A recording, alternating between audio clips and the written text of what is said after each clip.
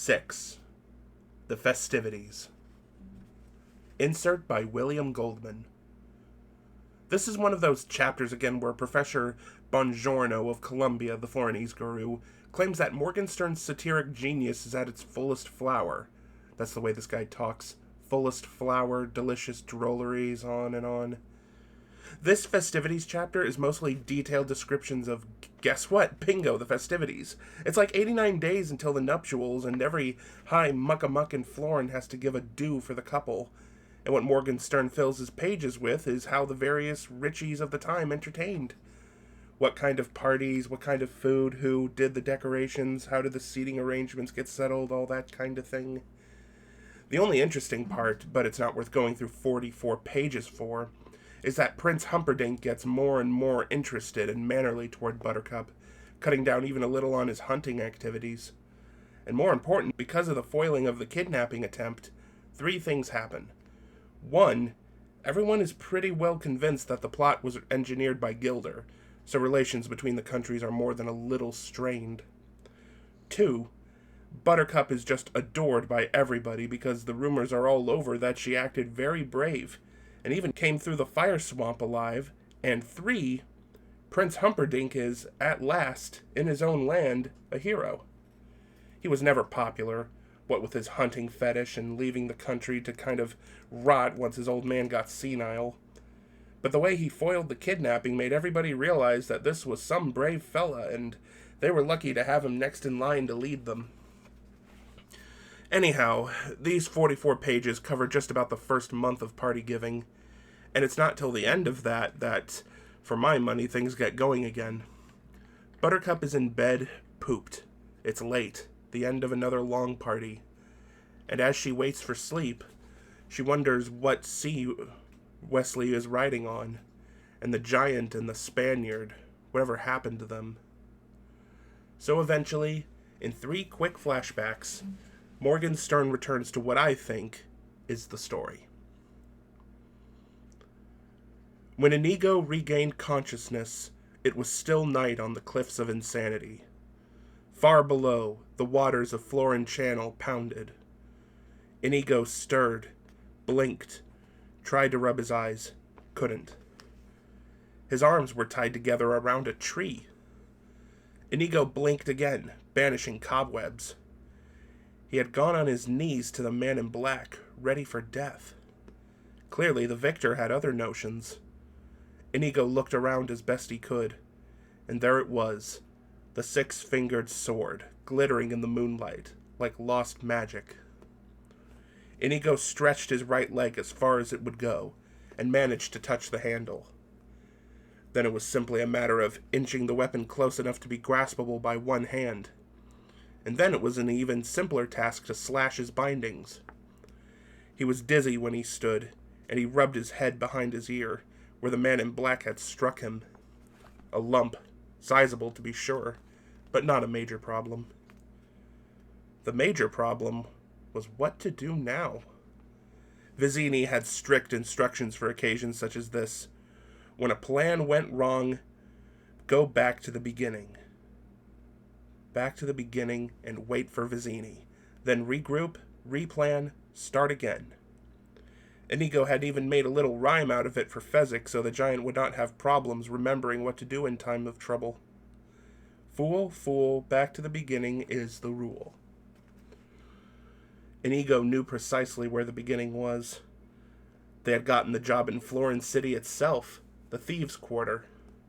Vizzini had made the arrangements alone, as he always did. He had met with their employer, had accepted the job, and planned it, all in the thieves' quarter. So the thieves' quarter was clearly the place to go. Only, Inigo hated it there. Everybody was so dangerous, big, mean, and muscular. And so what if he was the greatest fencer in the world? Who'd know it to look at him? He looked like a skinny Spanish guy it might be fun to rob. You couldn't walk around with a sign saying, "Be careful, this is the greatest fencer since the death of the Wizard of Corsica. Do not burgle." Besides, and here Inigo felt deep pain, he wasn't that great a fencer. Not anymore. He couldn't be. Hadn't he just been beaten? Once, true, he had been a titan, but now, insert by William Goldman. What happens here that you aren't going to read is the 6-page soliloquy from Inigo in which Morgenstern, through Inigo, reflects on the anguish of fleeting glory. The reason for the soliloquy here is that Morgenstern's previous book had gotten bombed by the critics, and also hadn't sold beans. Aside, did you know that Robert Browning's first book of poems didn't sell one copy? True. Even his mother didn't buy it at her local bookstore. Have you ever heard anything more humiliating? How would you like to have been Browning, and it's your first book, and you have these secret hopes that now you'll be somebody, established, important, and you give it a week before you ask the publisher how things are going because you don't want to seem pushy or anything. And then maybe you drop by, and it was probably all very English and understated in those days, and you're Browning, and you chat around a bit before you drop the biggie. Oh, by the way, any notions yet on how my poems might be doing? And then his editor, who has been dreading this moment, probably says, well, you know how it is with poetry these days. Nothing's taking off like it used to. Requires a bit of time for the word to get around. And then finally, somebody had to say it. None, Bob. Sorry, Bob. No, we haven't yet had one authenticated sale. We thought for a bit that Hatchard's had a potential buyer down in Piccadilly, but it didn't quite work out. Sorry, Bob. Of course, we'll keep you posted in the event of a breakthrough. End of aside. Anyway, Inigo finishes his speech to the cliffs, and spends the next few hours finding a fisherman who sails him back to Florence City. The thieves' quarter was worse than he remembered. Always, before, Fezzik had been with him, and they made rhymes, and Fezzik was enough to keep any thief away. Inigo moved panic up the dark streets, desperately afraid. Why this giant fear? What was he afraid of? He sat on a filthy stoop and pondered. Around him there were cries in the night, and, from the alehouses, vulgar laughter. He was afraid, he realized then, because as he sat there, gripping the 6-fingered sword for confidence, he was suddenly back to what he had been before Vizzini had found him. A failure. A man without point, with no attachment to tomorrow. Inigo had not touched brandy in years. Now he felt his fingers fumbling for money. Now he heard his footsteps running toward the nearest alehouse. Now he saw his money on the counter. Now he felt the brandy bottle in his hands. Back to the stoop he ran. He opened the bottle.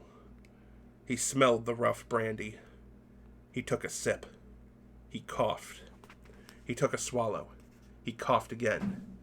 He gulped it down, and coughed and gulped some more, and half began a smile.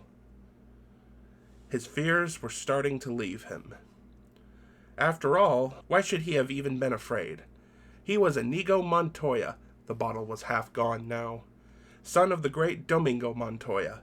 So what was there in the world worth fearing, now all the brandy was gone? How dare fear approach a wizard such as Inigo Montoya? Well, never again. Into the second bottle. Never, never, never, never again. He sat alone, and confident and strong. His life was straight and fine. He had money enough for brandy, and if you had that, you had the world.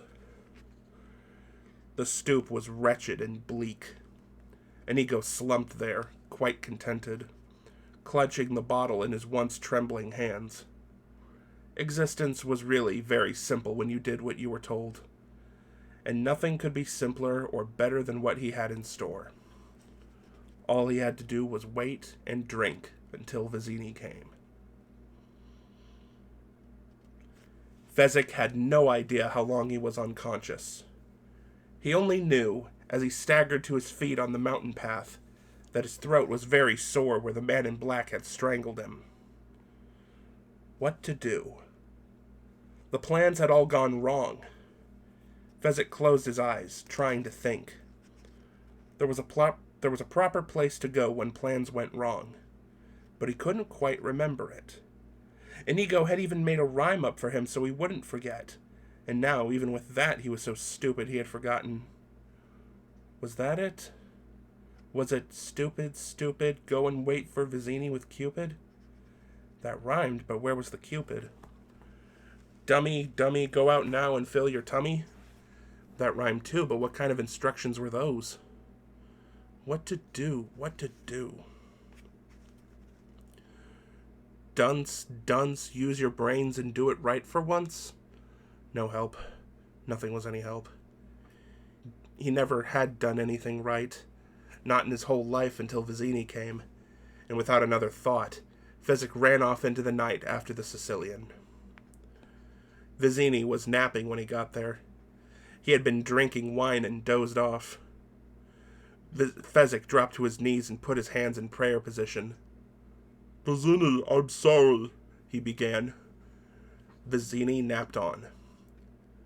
Fezzik shook him gently. Vizzini did not wake. Not so gently this time. Nothing. "Oh, I see. You're dead," Fezzik said. He stood up. "He's dead, Vizzini is," he said softly.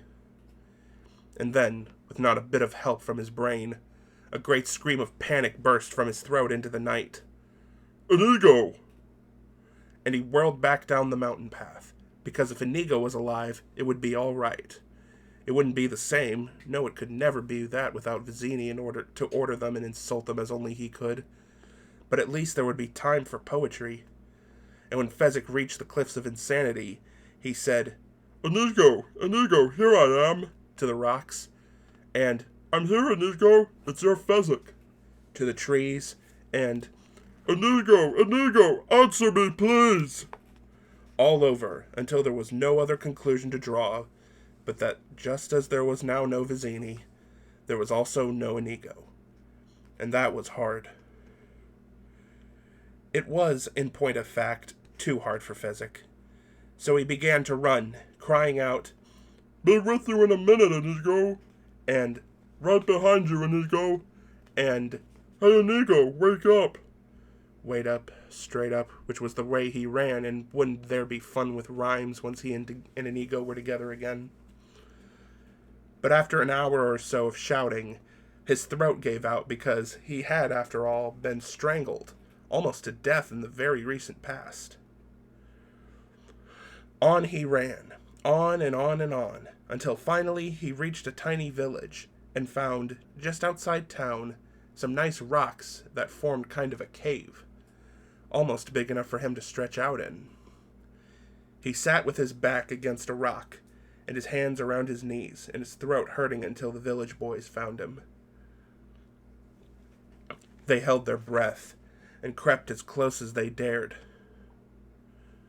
Fezzik hoped they would go away, so he froze, pretending to be off with Inigo, and Inigo would say, "Barrel," and Fezzik right quick would come back, "Carol," and maybe they would sing a little something until Inigo said, "Serenade." And you couldn't stump Fezzik with one that easy because of centigrade, and then Inigo would make a word about the weather and Fezzik would rhyme it, and that was how it went until the village boys stopped being afraid of him. Fezzik could tell that because they were creeping very close to him now, and all of a sudden, yelling their lungs out and making crazy faces. He didn't really blame them. He looked like the kind of person you did that to, mocked. His clothes were torn, and his throat was gone, and his eyes were wild, and he probably would have yelled too if he'd been their age. It was only when they found him funny that he found it, though he did not know the word, degrading. No more yelling, just laughter now. Laughter, Fezzik thought. And then he thought giraffe-ter, because that's all he was to them, some huge funny thing that couldn't make much noise. Laughter, giraffe-ter, from now to hereafter. Fezzik huddled up in his cave, and tried looking on the bright side. At least they weren't throwing things at him. Not yet, anyway. Westley awoke chained in a giant cage. His shoulder was beginning to fester from the gnawing and digging that the ROUS had done into his flesh. He ignored his discomfort, momentarily, to try and adjust to his surroundings. He was certainly underground. It was not the lack of windows that made that sure, more the dankness. From somewhere above him now, he could hear animal sounds, an occasional lion roar, the yelp of the cheetah. Shortly after his return to consciousness, the albino appeared, bloodless, with skin as pale as dying birch. The candlelight that served to illuminate the cage made the albino seem totally like a creature who had never seen the sun. The albino held a tray which carried many things: bandages and food, healing powders and brandy. "Where are we?" from Westley. A shrug from the albino. "Who are you?" Shrug. That was almost the entire extent of the fellow's conversation. Westley asked question after question, while the albino tended and redressed his wound, then fed him food that was warm and surprisingly good and plentiful. Shrug. Shrug. "Who knows I'm here?" Shrug. "Lie, but tell me something. Give an answer. Who knows I'm here?" "Who knows I'm here?" Whispered. "I know. They know." "They?" Shrug. "The prince and the count, you mean?" Nod. "And that is all?" Nod. "When I was brought in, I was half conscious. The count was giving the orders, but 3 soldiers were carrying me. They know too." Shake. Whispered. "Knew." They're dead, that's what you're saying?" Shrug. "Am I to die then?" Shrug. Westley lay back on the floor of the giant underground cage, watching as the albino gently reloaded the tray, glided from sight. If the soldiers were dead, surely it was not unreasonable to assume that he would eventually follow. But if they wanted his erasure, surely it was also not unreasonable to assume that they had not the least intention of doing it immediately. Else, why tend his wounds? Why return his strength with good warm food? No, his death would be a while yet. But in the meantime, considering the personalities of his captors, it was finally not unreasonable to assume that they would do their best to make him suffer. Greatly. Westley closed his eyes. There was pain coming, and he had to be ready for it. He had to prepare his brain. He had to get his mind controlled and safe from their efforts, so that they could not break him. He would not let them break him. He would hold together against anything and all. If only they gave him sufficient time to make ready, he knew he could defeat pain. It turned out they gave him sufficient time. It was months before the machine was ready. But they broke him anyway.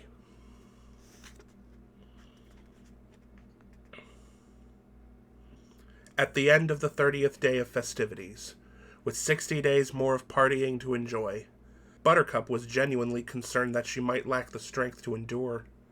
Smile, smile, hold hands, bow and thank, over and over. She was simply exhausted from 1 month. How was she to survive twice that? It turned out, because of the king's health, to be both easy and sad. For with 55 days to go, Lotheron began to weaken terribly. Prince Humperdinck ordered new doctors brought in. There was still the last miracle man alive, Max, but since they had fired him long ago, bringing him back on the case now was simply not deemed wise. If he was incompetent then, when Lotheron was only desperately ill, how could he suddenly be a cure-all now with Lotheron dying?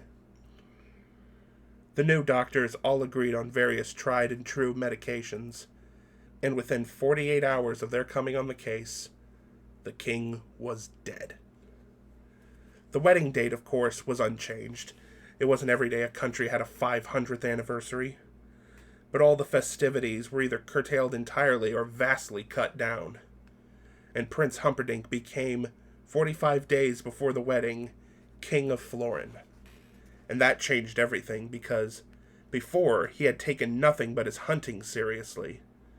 And now he had to learn. Learn everything. Learn to run a country.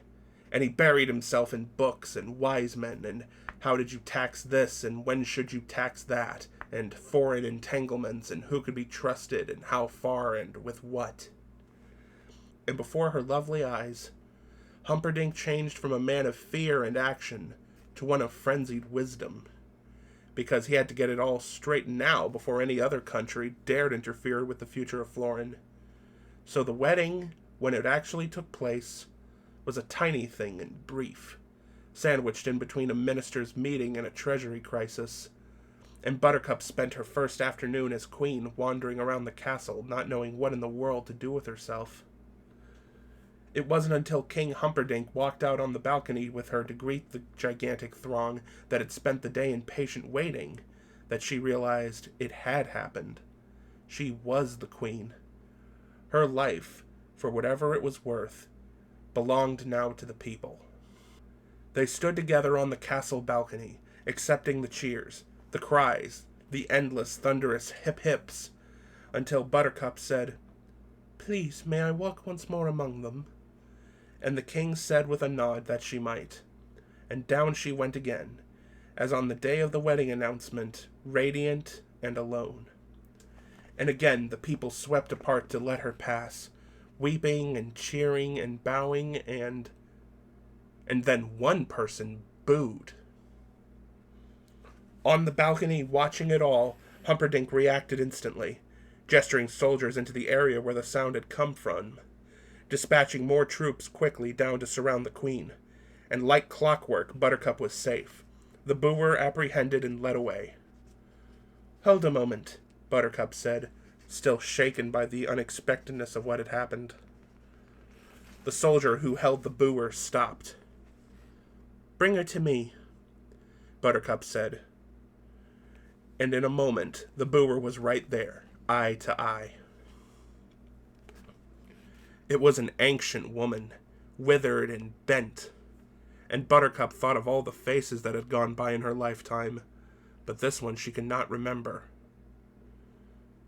"Have we met?" the queen asked. The old one shook her head. "Then why? Why on this day? Why do you insult the queen?" "Because you are not worthy of cheers," the old woman said, and suddenly she was yelling. "You had love in your hands, and you gave it up for gold." She turned to the crowd. "It is true what I tell you. There was love alongside her in the fire swamp, and she dropped it from her fingers like garbage. And that is what she is. The queen of garbage." "I had given my word to the prince," Buttercup began, but the old woman would not be quieted. "Ask her how she got through the fire swamp. Ask her if she did it alone. She threw love away to be queen of grime, the queen of muck. I am old and life means nothing to me, so I am the only person in all this crowd to dare to yell truth. And truth says bow to the queen of feculence if you want to, but not I. Cheer the queen of slime and ordure if you want to, but not I. Rave over the beauty of the queen of cesspools, but not I. Not I." She was advancing on Buttercup now. "Take her away," Buttercup ordered.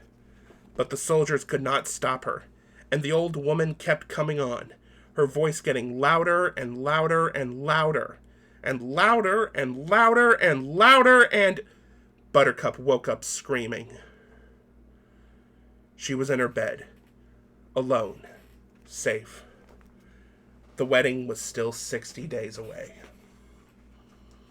But her nightmares had begun. The next night, she dreamed of giving birth to their first child, and insert by William Goldman. Interruption. And hey, how about giving old Morgenstern credit for a major league fake out there? I mean, didn't you think for a while at least that they were really married? I did. It's one of my biggest memories of my father reading. I had pneumonia, remember, but I was a little better now and madly caught up in the book. And one thing you know when you're 10 is that, no matter what, there's gonna be a happy ending. They can sweat all they want to scare you, the authors. But back of it, all you know, you just have no doubt that in the long run justice is going to win out. And Westley and Buttercup, well, they had their troubles, sure, but they were going to get married and live happily ever after. I would have bet the family fortune if I'd found a sucker big enough to take me on. Well, when my father got through with that sentence, where the wedding was sandwiched between the minister's meeting and the treasury whatever, I said, "You read that wrong." My father's this little bald barber. Remember that too? And kind of illiterate. Well, you just don't challenge a guy who has trouble reading and say he's reading something incorrectly, because that's really threatening. "I'm doing the reading," he said. "I know that, but you got it wrong. She didn't marry that rotten Humperdinck. She marries Westley." "It says right here," my father began, a little huffy, and he starts going over it again. "You must have skipped a page then. Something. Get it right, huh?" By now he was more than a tiny bit upset. "I skipped nothing. I read the words. The words are there. I read them. Good night." And off he went. "Hey, please, no," I called after him, but he's stubborn. And next thing my mother was in saying, "Your father says his throat is too sore. I told him not to read so much." And she tucked and fluffed me, and no matter how I battled, it was over. No more story till the next day. I spent that whole night thinking Buttercup married Humperdinck. It just rocked me. How can I explain it? But the world didn't work that way. Good got attracted to good, evil U flushed down the John. And that was that. But their marriage, I couldn't make it jibe. God, did I work at it. First I thought that probably Buttercup had this fantastic effect on Humperdinck and turned him into a kind of Westley, or maybe Westley and Humperdinck turned out to be long-lost brothers, and Humperdinck was so happy to get his brother back, he said, "Look, Westley, I didn't realize who you were when I married her, so what I'll do is I'll divorce her and you marry her, and that way we'll all be happy." To this day, I don't think I was ever more creative. But it didn't take. Something was wrong, and I couldn't lose it. Suddenly there was this discontent gnawing away until it had a place big enough to settle in.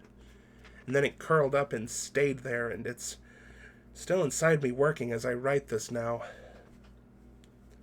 The next night, when my father went back to reading, and the marriage turned out to have been Buttercup's dream, I screamed, "I knew it! All along I knew it!" And my father said, "So you're happy now. It's all right now. We can please continue?" And I said, "Go." And he did. But I wasn't happy. Oh, my ears were happy, I guess. My story sense was happy, my heart too, but in my, I suppose you have to call it soul, there was that damn discontent shaking its dark head. All this was never explained to me till I was in my teens, and there was this great woman who lived in my hometown, Edith Neeser, dead now, and she wrote terrific books about how we screw up our children. Brothers and Sisters was one of her books. The Eldest Child was another. Published by Harper. Edith didn't need the plug, seeing, like I said, as she's no longer with us. But if there are any amongst you who are worried that maybe you're not being perfect parents, pick up one of Edith's books while there's still time. I knew her because her kid, Ed, got his haircuts from my pop. And she was this writer, and by my teens I knew secretly that was the life for me too. Except I couldn't tell anybody. It was too embarrassing. Barbers' sons, if they hustled, maybe got to be IBM salesmen. But writers? No way. Don't ask me how, but eventually Edith discovered my ambition. And from then on, sometimes we would talk. And I remember once we were having iced tea on the Neeser porch and talking, and just outside the porch was their badminton court. And I was watching some kids play badminton, and Ed had just shellacked me. And as I left the court for the porch, he said, "Don't worry, it'll all work out. You'll get me next time." And I nodded, and then Ed said, "And if you don't, you'll beat me at something else." I went to the porch and sipped iced tea, and Edith was reading this book, and she didn't put it down when she said, "That's not necessarily true, you know." I said, "How do you mean?" And that's when she put her book down, and looked at me, and said it. Life isn't fair, Bill. We tell our children that it is, but it's a terrible thing to do. It's not only a lie, it's a cruel lie. Life is not fair, and it never has been, and it's never going to be. Would you believe that, for me right now, then it was like one of those comic books where the light bulb goes on over Mandrake the magician's head? It isn't, I said, so loud I really startled her. You're right, it's not fair. I was so happy if I'd known how to dance, I'd have started dancing. Isn't that great? Isn't it just terrific? I think along about here, Edith must have thought I was well on my way toward being bonkers. But it meant so much to me to have it said and out and free and flying. That was the discontent I endured the night my father stopped reading. I realized right then. That was the reconciliation I was trying to make and couldn't. And that's what I think this book's about. All those Columbia experts can spiel all they want about the delicious satire. They're crazy. This book says life isn't fair. And I'm telling you, one and all, you better believe it. I got a fat, spoiled son. He's not gonna nab Miss Reingold. And he's always gonna be fat. Even if he gets skinny, he'll still be fat. And he'll still be spoiled, and life will never be enough to make him happy. And that's my fault, maybe. Make it all my fault if you want. The point is, we're not created equal. For the rich, they sing, life isn't fair. I got a cold wife. She's brilliant, she's stimulating, she's terrific. There's no love. That's okay, too. Just so long as we don't keep expecting everything to somehow even out for us before we die. Look, grown-ups, skip this paragraph. I'm not about to tell you this book has a tragic ending. I already said in the very first line how it was my favorite in all the world. But there's a lot of bad stuff coming up. Torture you've already been prepared for. But there's worse. There's death coming up. And you better understand this. Some of the wrong people die. Be ready for it. This isn't Curious George uses the potty. Nobody warned me, and it was my own fault. You'll see what I mean in a little. And that was my mistake. So I'm not letting it happen to you. The wrong people die. Some of them. And the reason is this. Life is not fair. Forget all the garbage your parents put out. Remember Morgenstern. You'll be a lot happier. Okay, enough. Back to the next. Nightmare time. The next night, she dreamed of giving birth to their first child, and it was a girl. A beautiful little girl. And Buttercup said, I'm sorry it wasn't a boy. I know you need an heir. And Humperdinck said, Beloved sweet, don't concern yourself with that. Just look at this glorious child God has given us. And then he left, and Buttercup held the child to her perfect breast, and the child said, Your milk is sour. And Buttercup said, Oh, I'm sorry. And she shifted to the other breast, and the child said, No, this is sour too. And Buttercup said, I don't know what to do. And the baby said, You always know what to do. You always know exactly what to do. You always do exactly what's right for you, and the rest of the world can go hang. And Buttercup said, You mean Westley? And the baby said, Of course I mean Westley. And Buttercup explained patiently, I thought he was dead, you see. I'd given my word to your father. And the baby said, I'm dying now. There is no love in your milk. Your milk has killed me. And then the child stiffened and cracked, and turned in Buttercup's hands to nothing but dry dust. And Buttercup screamed and screamed, even when she was awake again. With 59 days to go till her marriage, she was still screaming. The third nightmare came quickly the following evening, And again it was a baby. This time a son, a marvelous, strong boy. And Humperdinck said, "Beloved, it's a boy." And Buttercup said, "I didn't fail you, thank heavens." And then he was gone, and Buttercup called out, "May I see my son now?" And all the doctors scurried around outside her royal room, but the boy was not brought in. "What seems to be the trouble?" Buttercup called out, and the chief doctor said, "I don't quite understand, but he doesn't want to see you." Buttercup said, "Tell him I am his mother, and I am the queen, and I command his presence." And then he was there, just as handsome a baby boy as anyone could wish for. "Close it," Buttercup said, and the doctors closed the door. The baby stood in the corner as far from her bed as he could. "Come here, darling," Buttercup said. "Why, are you going to kill me too?" "I'm your mother and I love you. Now come here. I've never killed anybody." "You killed Westley. Did you see his face in the fire swamp? When you walked away and left him, that's what I call killing." "When you're older, you'll understand things. Now I'm not going to tell you again. Come here." "Murderer!" the baby shouted. "Murderer!" But by then she was out of bed, and she had him in her arms and was saying, "Stop that! Stop it this instant! I love you!" And he said, "Your love is poison. It kills." And he died in her arms, and she started to cry. Even when she was awake again, with 58 days to go till her marriage, she was still crying.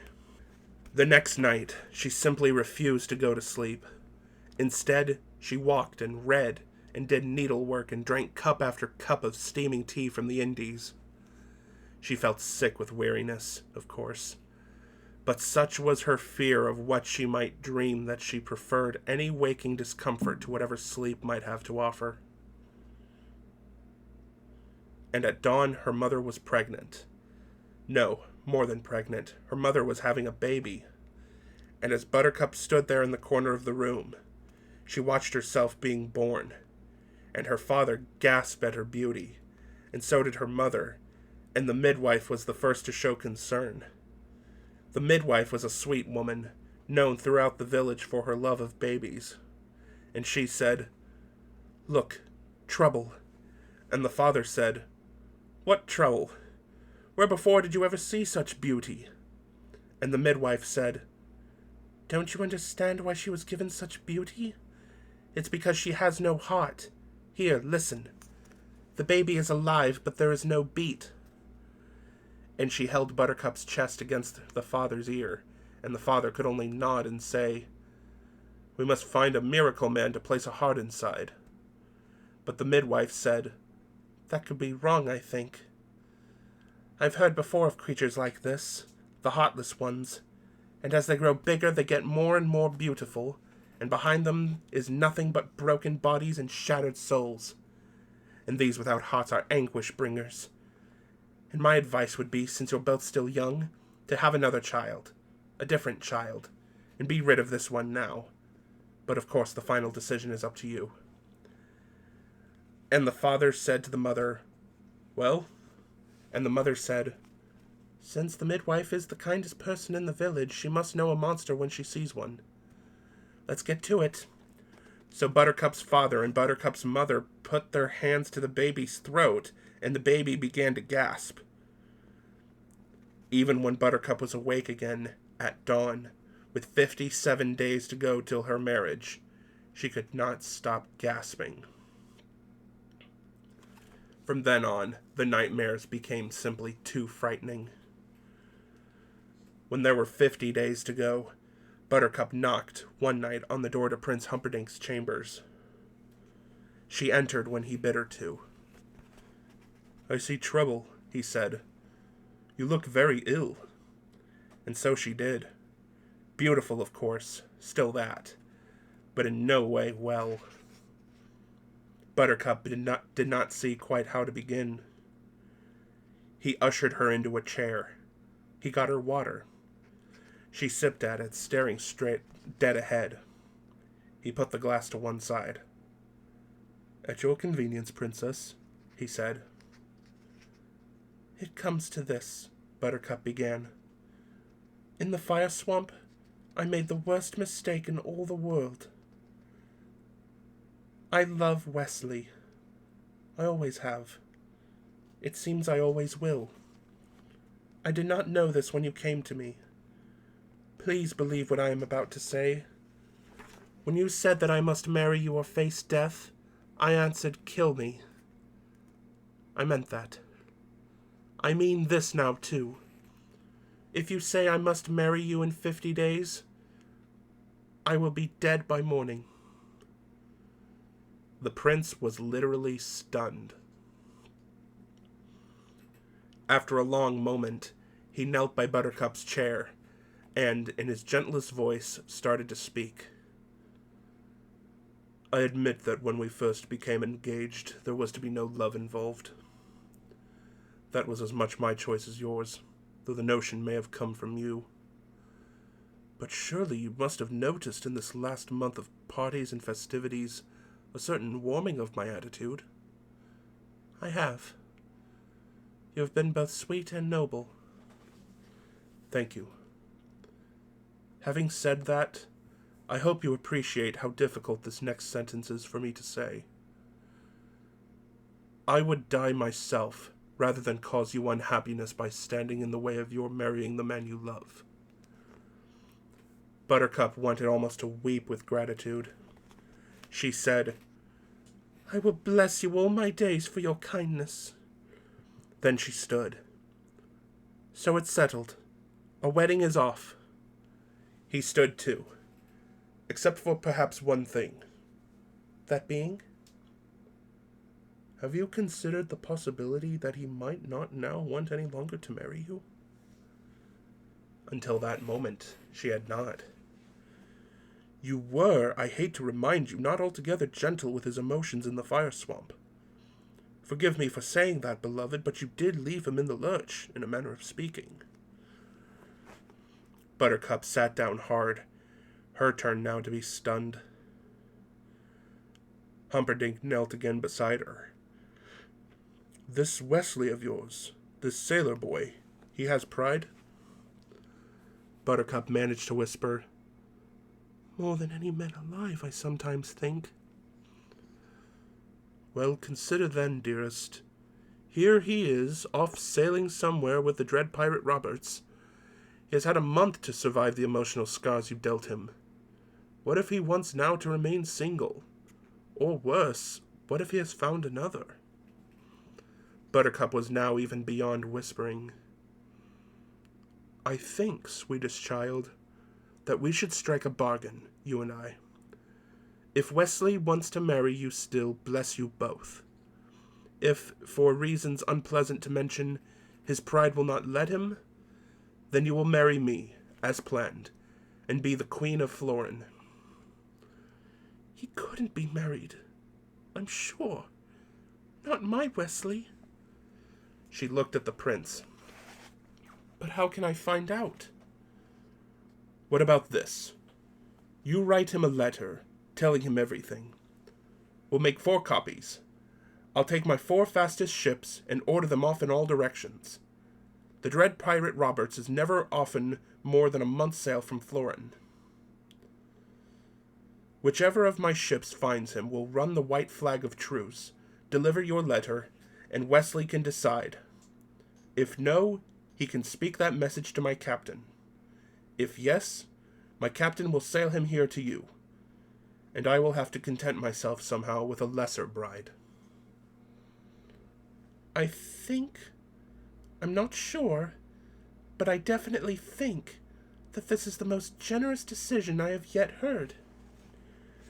"Do me this favor then in return. Until we know Westley's intentions, one way or another, let us continue as we have, so the festivities will not be halted. And if I seem too fond of you, remember that I cannot help myself." "Agreed," Buttercup said, going to the door, but not before she kissed his cheek. He followed her. "Off with you now, and write your letter." And he returned the kiss, smiling with his eyes at her until the corridor curved her from his sight. There was no doubt whatsoever in his mind that he was going to seem too fond of her in the days ahead. Because when she died of murder on their wedding night, it was crucial that all Florin realize the depth of his love, the epochal size of his loss. Since then, no one would dare hesitate to follow him in the revenge war he was to launch against Gilder. At first, when he hired the Sicilian, he was convinced it was best that someone else do her in, all the while making it appear the work of soldiers from Gilder. And when the man in black had somehow materialized to spoil his plans, the prince came close to going insane with rage. But now his basically optimistic nature had reasserted itself. Everything always worked out for the best. The people were infatuated with Buttercup now as they had never been before her kidnapping. And when he announced from his castle balcony that she had been murdered, he already saw the scene in his mind. He would arrive just too late to save her from strangling, but soon enough to see the Gilderian soldiers leaping from the window of his bedroom to the soft ground below. And when he made that speech to the masses on the 500th anniversary of his country, well, there wouldn't be a dry eye in the square. And although he was just the least bit perturbed, since he had never actually killed a woman before with his bare hands, there was a first time for everything. Besides, if you wanted something done right, you did it yourself. That night, they began to torture Westley. Count Rugen did the actual pain-inducing. The prince simply sat by, asking questions out loud, inwardly admiring the Count's skills. The Count really cared about pain. The whys behind the screams interested him fully as much as the anguish itself. And whereas the prince spent his life in physically following the hunt, Count Rugen read and studied anything he could get his hands on, dealing with the subject of distress. "All right now," the prince said to Westley, who lay in the great 5th level cage. "Before we begin, I want you to answer me this. Have you any complaints about your treatment thus far?" "None whatever," Westley replied. And in truth, he had none. Oh, he might have preferred being unchained a bit now and then. But if he were to be a captive, he couldn't ask for more than he had been given. The albino's medical ministrations had been precise, and his shoulder was fine again. The food the albino brought had always been hot and nourishing, the wine and brandy wonderfully warming against the dankness of the underground cage. "You feel fit, then?" the prince went on. "I assume my legs are a little stiff from being chained, but other than that, yes." "Good. Then I promise you this as God himself is my witness. Answer the next question and I will set you free this night. But you must answer it honestly, fully, withholding nothing. If you lie, I will know, and then I'll loose the Count on you." "I have nothing to hide," Westley said. "Ask away." "Who hired you to kidnap the princess?" "It was someone from Gilder. We found fabric indicating as much on the princess's horse. Tell me that man's name and you are free. Speak." "No one hired me," Westley said. "I was working strictly freelance. And I didn't kidnap her.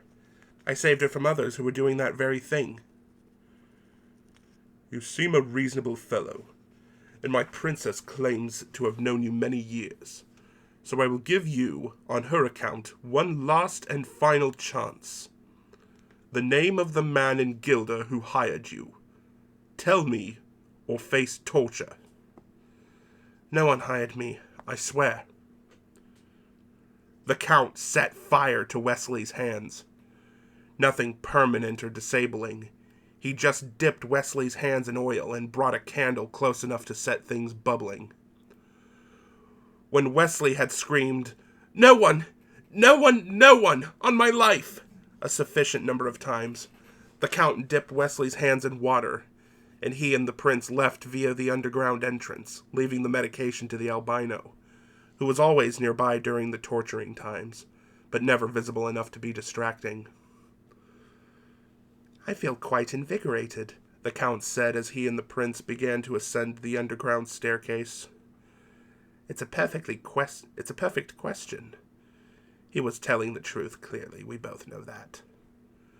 The prince nodded. The Count was privy to all his innermost plans for the revenge war. "I'm fascinated to see what happens," the Count went on. "Which pain will be least endurable, the physical or the mental anguish of having freedom offered if the truth is told, then telling it and being thought a liar?" "I think the physical," said the prince.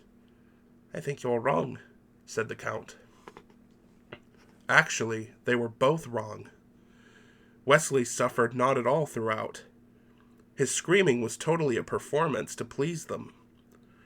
He had been practicing his defenses for a month now, and he was more than ready. The minute the Count brought the candle close, Westley raised his eyes to the ceiling, dropped his eyelids over them, and in a state of deep and steady concentration, he took his brain away. Buttercup was what he thought of. Her autumn hair, her perfect skin, and he brought her very close beside him, and had her whisper in his ear throughout the burning, "I love you, I love you. I only left you in the fire swamp to test your love for me. Is it as great as mine for you? Can two such loves exist on one planet at one time? Is there that much room, beloved Westley?" The albino bandaged his fingers. Westley lay still. For the first time, the albino started things. Whispered, "You better tell them." From Westley, a shrug. Whispered, "They never stop. Not once they start. Tell them what they want to know and have done with it." Shrug. Whispered, "The machine is nearly ready. They are testing it on animals now." Shrug. Whispered, "It's for your own good I tell you these things." "My own good? What good? They're going to kill me anyway." From the albino, nod. The prince found Buttercup waiting unhappily outside his chamber doors. "It's my letter," she began. "I cannot make it right." Come in, the prince said gently.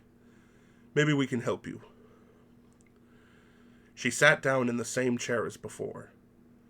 "All right. I'll close my eyes and listen. Read to me." "Westley, my passion, my sweet, my only, my own. Come back, I shall kill myself otherwise. Yours in torment, Buttercup." She looked at Humperdinck. "Well, do you think I'm throwing myself at him?" "It does seem a bit forward," the prince admitted. "It doesn't leave him a great deal of room to maneuver." "Will you help me to improve it, please?" "I'll do what I can, sweet lady. But first it might help if I knew just a bit about him. Is he really so wonderful, this Westley of yours?" "Not so much wonderful as perfect," she replied. "Kind of flawless, more or less magnificent, without blemish, rather on the ideal side." She looked at the prince. "Am I being helpful?" "I think emotions are clouding your objectivity just a bit. Do you actually think that there is nothing the fellow can't do?" Buttercup thought for a while. "It's not so much that there's nothing he can't do, it's more that he can do it all better than anybody else can do it." The prince chuckled and smiled. "In other words, for example, you mean if he wanted to hunt, he could out-hunt, again for example, someone such as myself?" "Oh, I would think if he wanted to, he could quite easily, but he happens to not like hunting, at least to my knowledge. Though maybe he does, I don't know. I never knew he was so interested in mountain climbing, but he scaled the cliffs of insanity under most adverse conditions. And everyone agrees that that is not the easiest thing in the world to accomplish." "Well, why don't we just begin our letter with Divine Westley, and appeal to his sense of modesty," the prince suggested. Buttercup began to write. Stopped. "Does divine begin with D-E or D-I?" D.I., I believe, amazing creature. The prince replied, smiling gently as Buttercup commenced the letter. They composed it in 4 hours, and many, many times she said, I could never get through this without you. And the prince was always most modest, asking little helpful personal questions about Westley as often as was possible without drawing attention to it.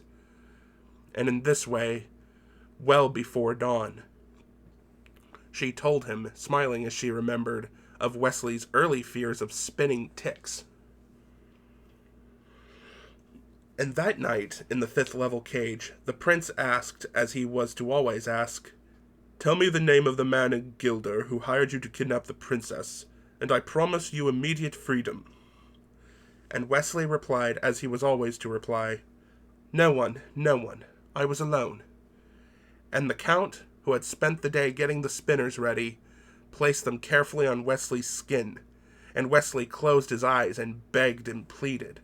And after an hour or so, the prince and count left, the albino remaining behind with the chore of burning the spinners, and then pulling them free from Westley, lest they accidentally poison him. And on the way up the underground stairs to ground level, the prince asked, just for conversation's sake, Much better, don't you think? The count, oddly, said nothing, which was vaguely irritating to Humperdinck because, to tell the absolute truth, torture was never all that high on his scale of passions, and he would just as soon have disposed of Westley right then. If only Buttercup would admit that he, Humperdinck, was the better man. But she would not. She simply would not. All she ever talked about was Westley. All she ever asked about was news of Westley. Days went by, weeks went by, party after party went by, and all Florin was moved by the spectacle of their great hunting prince at last so clearly and wonderfully in love. But when they were all alone, all she ever said was, I wonder where could Westley be? What could be taking him so long? How can I live until he comes? Maddening. So each night, the count's discomforts, which made Westley writhe and twist, were really sort of all right. The prince would manage an hour or so of spectating before he and the count would leave, the count still oddly silent. And down below, tending the wounds, the albino would whisper, Tell them, please. They will only add to your suffering. Westley could barely suppress his smile. He had felt no pain, not once, none. He had closed his eyes and taken his brain away. That was the secret. If you could take your brain away from the present and send it to where it could contemplate skin like wintry cream, well, let them enjoy themselves. His revenge time would come. Westley was living now most of all for Buttercup. But there was no denying that there was one more thing he wanted too. His time. Prince Humperdinck simply had no time. There seemed to be not one decision in all of Florin that one way or another didn't eventually come heavily to rest upon his shoulders. Not only was he getting married, his country was having its 500th anniversary. Not only was he noodling around in his mind the best ways to get a war going, he also had to constantly have affection shining from his eyes. Every detail had to be met and met correctly. His father was just no help at all, refusing either to expire or stop mumbling. Insert by William Goldman. You thought his father was dead, but that was in the fake-out, don't forget. Morgenstern was just edging into the nightmare sequence, so don't be confused. And start making sense. Queen Bella simply hovered around him, translating here and there. And it was with a shock that Prince Humperdinck realized just 12 days before his wedding day that he had neglected to set in motion the crucial Gilder section of his plan. So he called Yellen into the castle late one night. Yellen was chief of all enforcement in Florin City, a job he had inherited from his father. The albino keeper at the zoo was Yellen's first cousin, and together they formed the only pair of non-nobles the prince could come close to trusting. Your Highness, Yellen said. He was small but crafty, with darting eyes and slippery hands. Prince Humperdinck came out from behind his desk.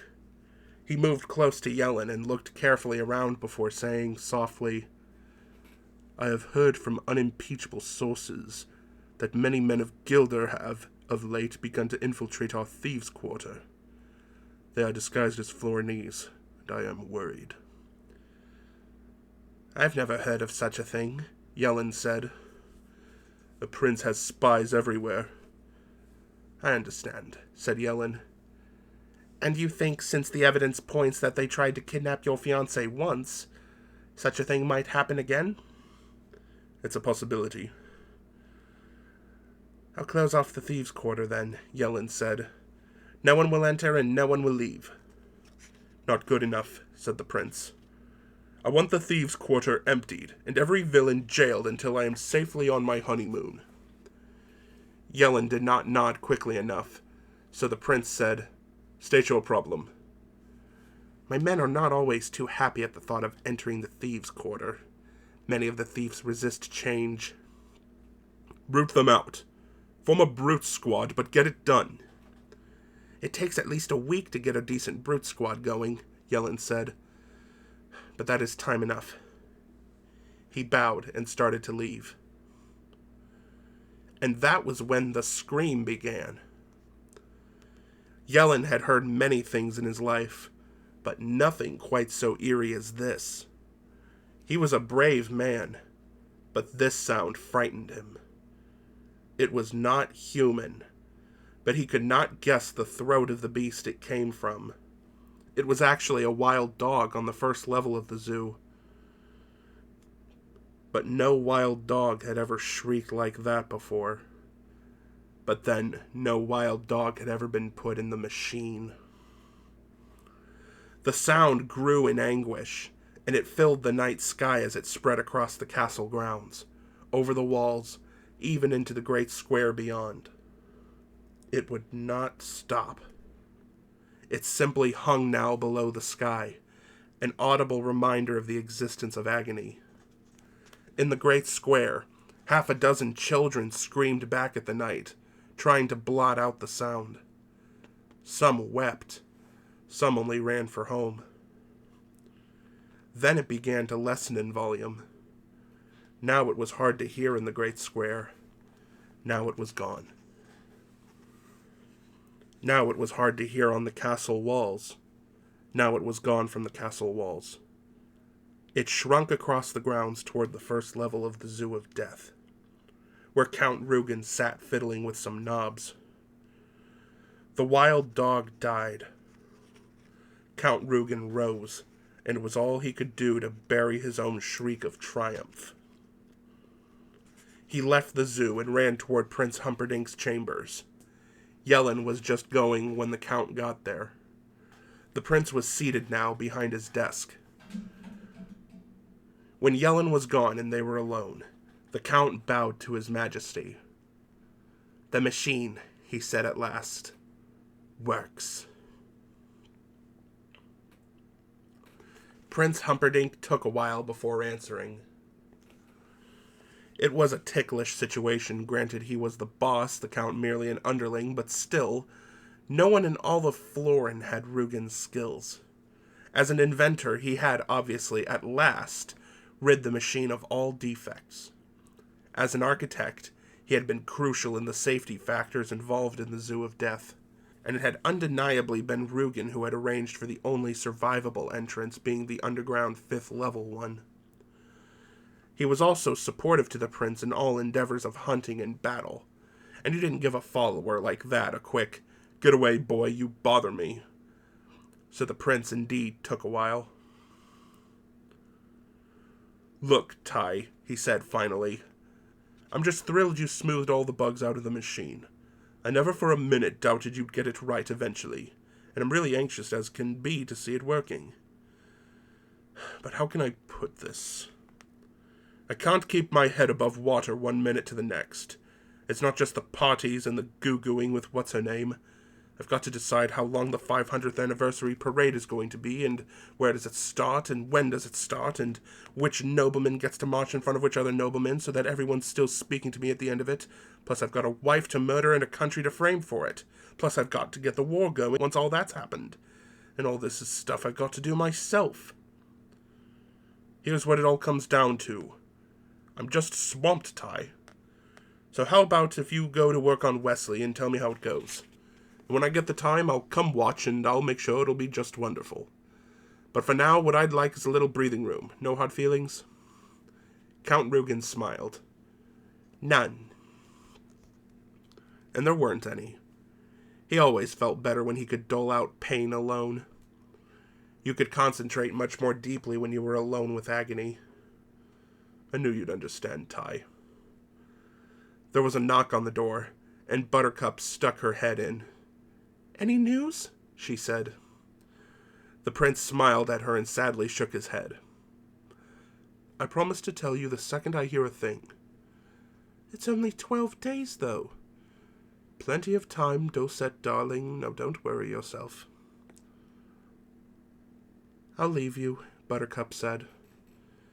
I was going to, the Count said. May I walk you to your quarters? Buttercup nodded, and down the corridors they wandered till they reached her suite. Good night, Buttercup said quickly. Ever since that day he had first come to her father's farm, she had always been afraid whenever the Count came near. I'm sure he'll come, the Count said. He was privy to all the prince's plans, and Buttercup was well aware of this. I don't know your fellow well, but he impressed me greatly. Any man who can find his way through the fire swamp can find his way to Florin Castle before your wedding day. Buttercup nodded. He seemed so strong, so remarkably powerful, the Count went on, his voice warm and lulling. I only wondered if he possessed true sensitivity, as some men of great might, as you know, do not. For example, I wonder, is he capable of tears? Westley would never cry, Buttercup answered, opening her chamber door. Except for the death of a loved one. And with that, she closed the Count away, and alone went to her bed and knelt.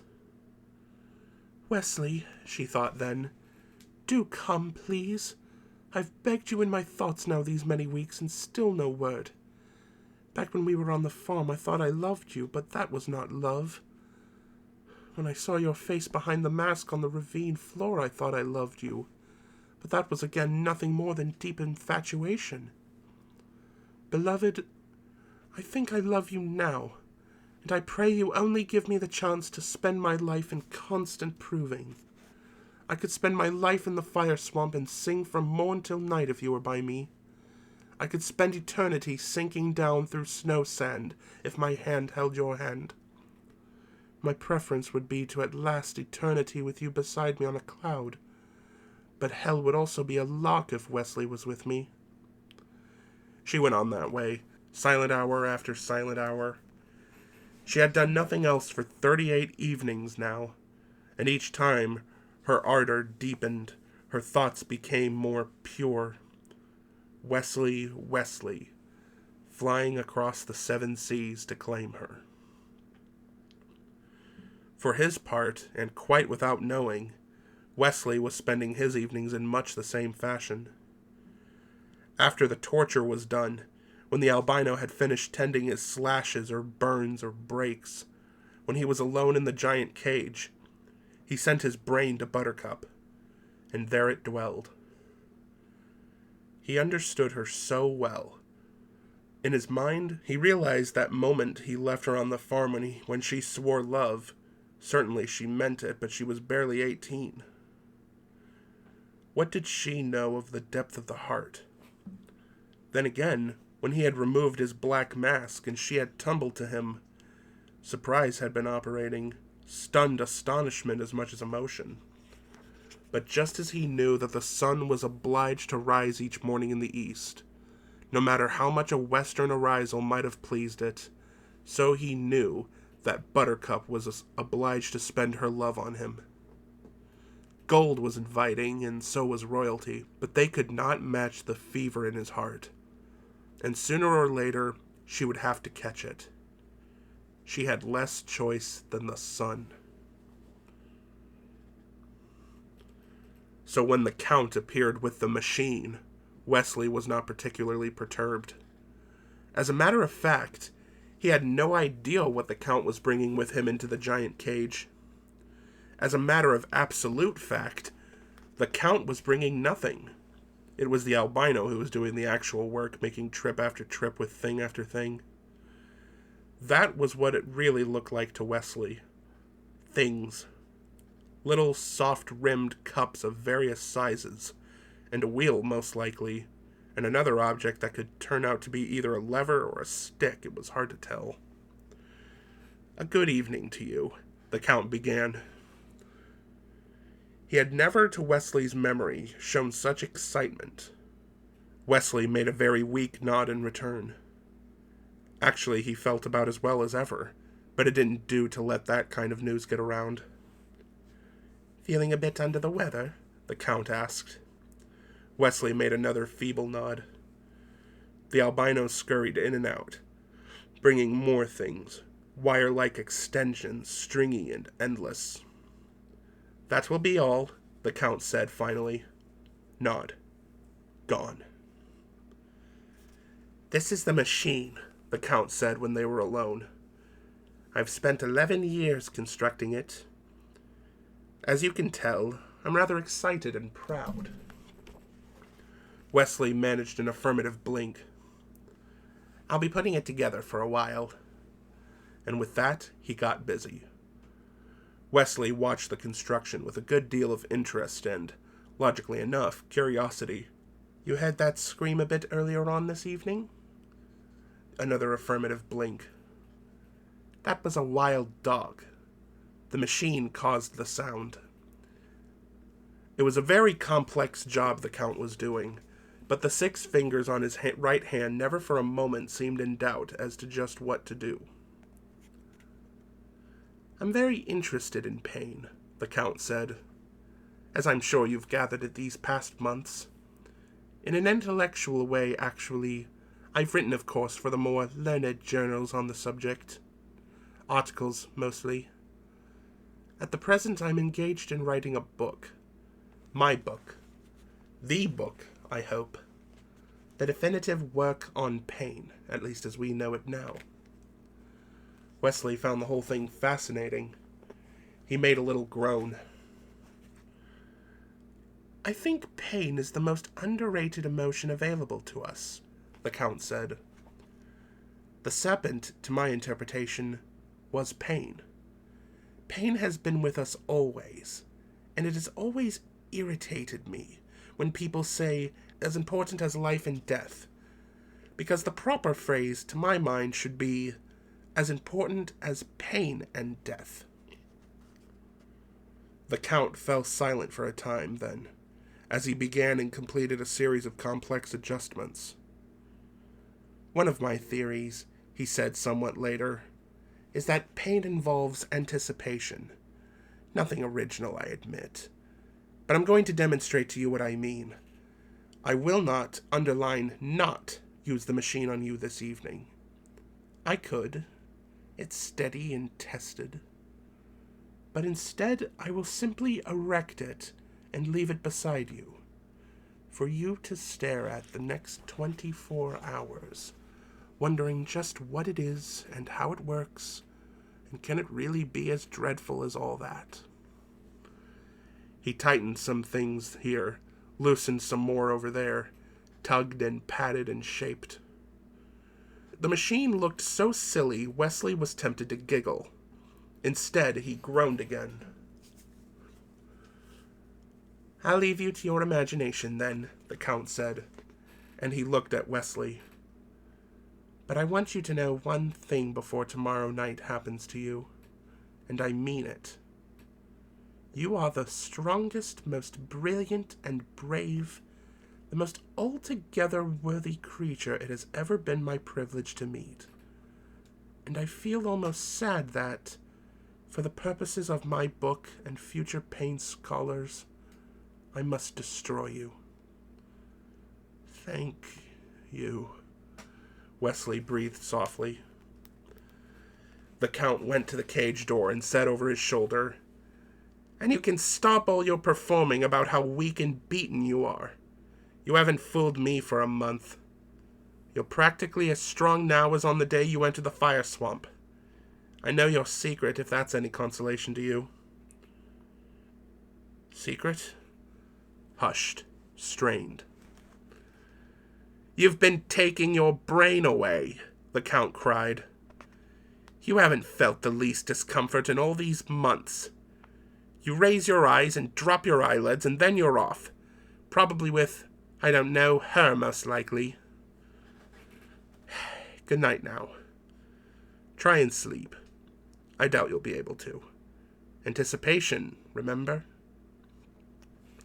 With a wave, he mounted the underground stairs. Westley could feel the sudden pressure of his heart. Soon the albino came, knelt by Wesley's ear, whispered, "I've been watching you all these days. You deserve better than what's coming.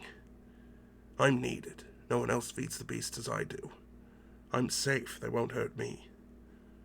I'll kill you if you'd like. That could foil them. I've got some good poison.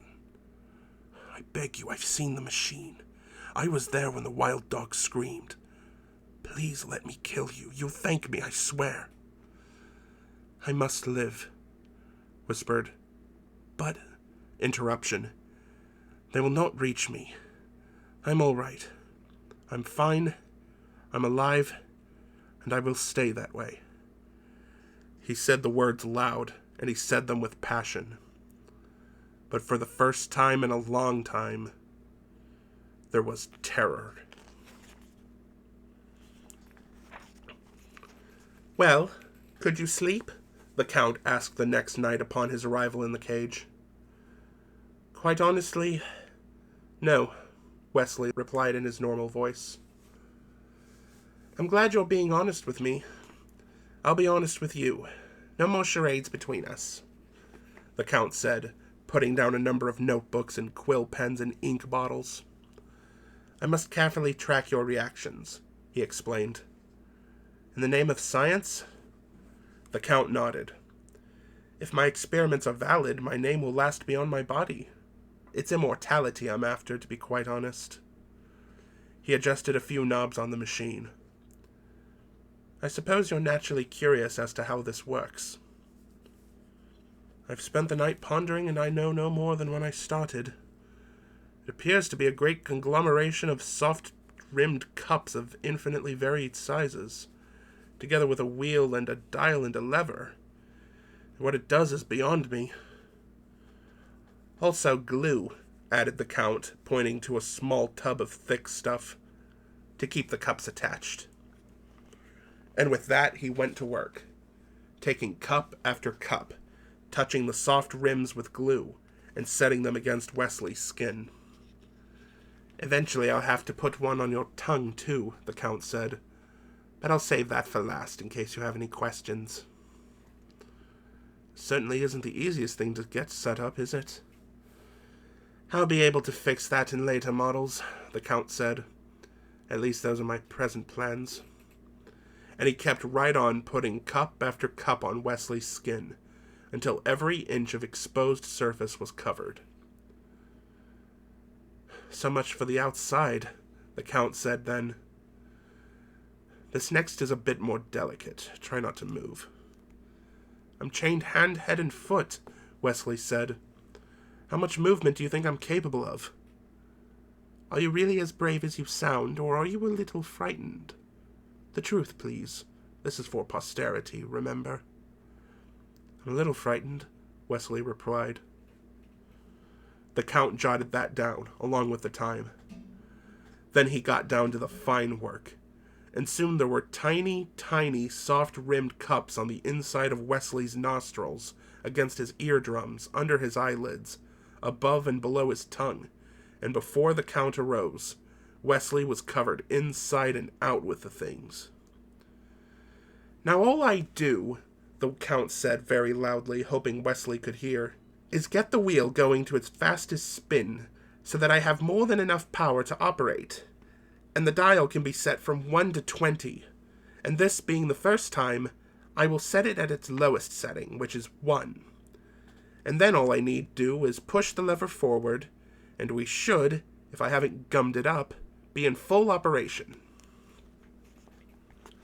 But Westley, as the lever moved, took his brain away, and when the machine began, Westley was stroking her autumn-colored hair and touching her skin of wintry cream and then his world exploded. Because the cups were everywhere. And before, they had punished his body but left his brain. Only not the machine. The machine reached everywhere. His eyes were not his to control, and his ears could not hear her gentle, loving whisper, and his brain slid far from love and into the deep fault of despair, hit hard, fell again, down through the house of agony into the county of pain. Inside and out, Wesley's world was ripping apart, and he could do nothing but crack along with it.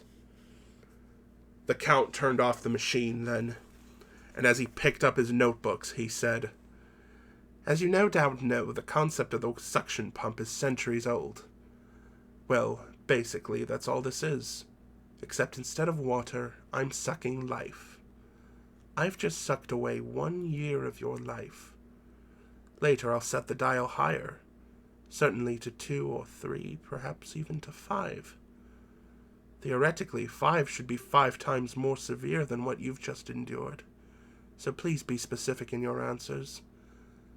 Tell me honestly, how do you feel?" In humiliation and suffering and frustration and anguish so great it was dizzying, Westley cried like a baby. "Interesting," said the Count, and carefully noted it down. It took Yellen a week to get his enforcers together in sufficient number, together with an adequate brute squad. And so, 5 days before the wedding, he stood at the head of his company awaiting the speech of the prince. This was in the castle courtyard, and when the prince appeared, the Count was, as usual, with him, although not as usual. The Count seemed preoccupied. Which of course he was, though Yellen had no way of knowing that.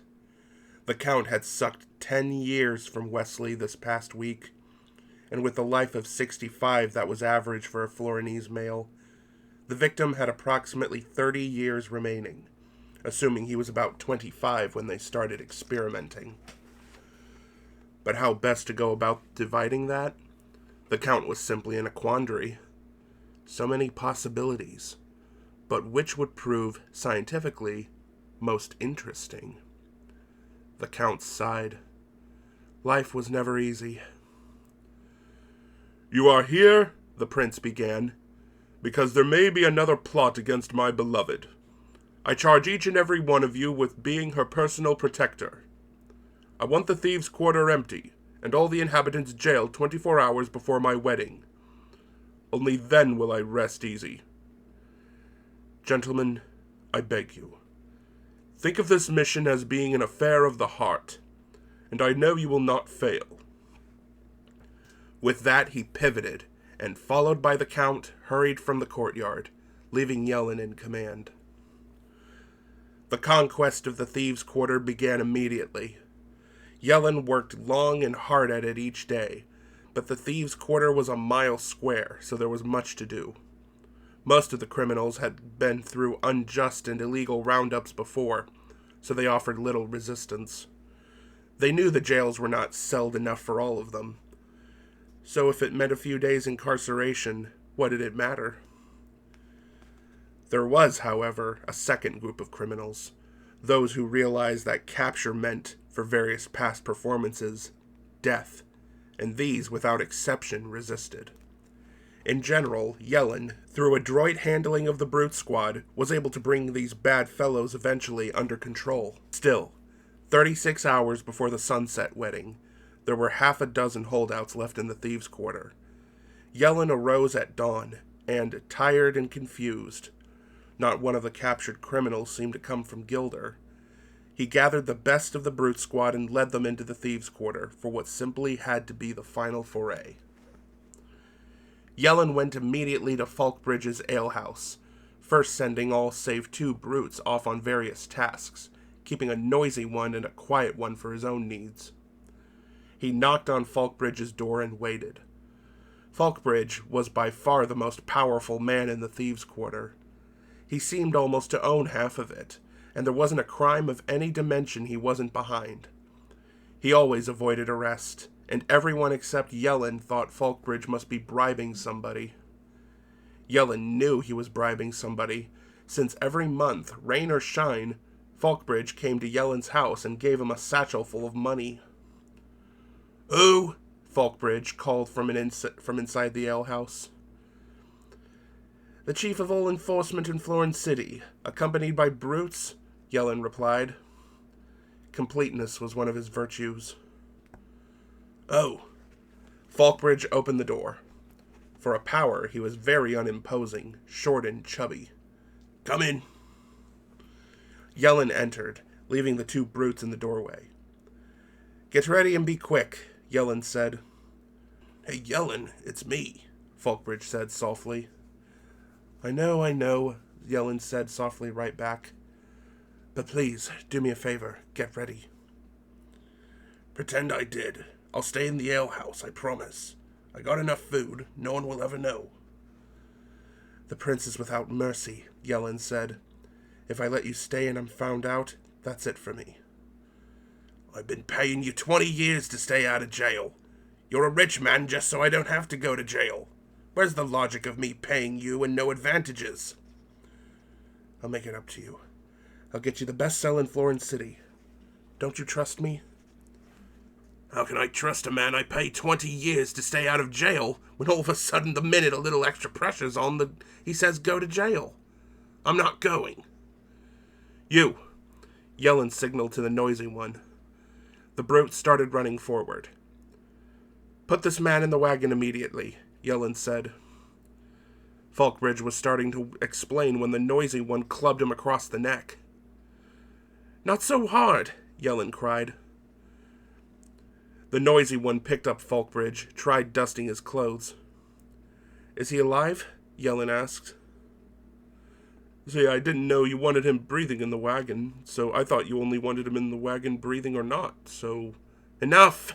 Yellen interrupted, and, upset, he hurried out of the alehouse while the noisy one brought Falkbridge. "Is that everyone, then?" Yellen asked as various brutes were visible leaving the thieves' quarter pulling various wagons. "I think there's still the fencer with the brandy," the noisy one began. "See, they tried getting him out yesterday, but I can't be bothered with a drunk. I'm an important man. Get him out of here and do it now. Both of you. Take the wagon with you and be quick. This quarter must be locked and deserted by sundown or the prince will be mad at me. And I don't like it much when the prince is mad at me." We're going. The noisy one replied, and he hurried off, letting the quiet one bring the wagon with Falkbridge inside. "I tried getting this fencer yesterday, some of the standard enforcers, but it seems he has certain sword skills that made him wary. But I think I have a trick that'll work." The quiet one hurried along behind, dragging the wagon. They rounded a corner, and from around another corner just up ahead, a kind of drunken mumbling was starting to get louder. "I'm getting very bored, Vizzini," came from out of sight. 3 months is a long time to wait, especially for a passionate Spaniard. Much louder now. "And I am very passionate, Vizzini. And you are nothing but a tardy Sicilian. So if you're not here in 90 more days, I am done with you. You hear? Done!" Much softer now. "I didn't mean that, Vizzini. I just love my filthy stoop. Take your time." The noisy brute slowed. "The kind of talk goes on all day. Ignore it and keep the wagon out of sight." The quiet one pushed the wagon almost to the corner and stopped it.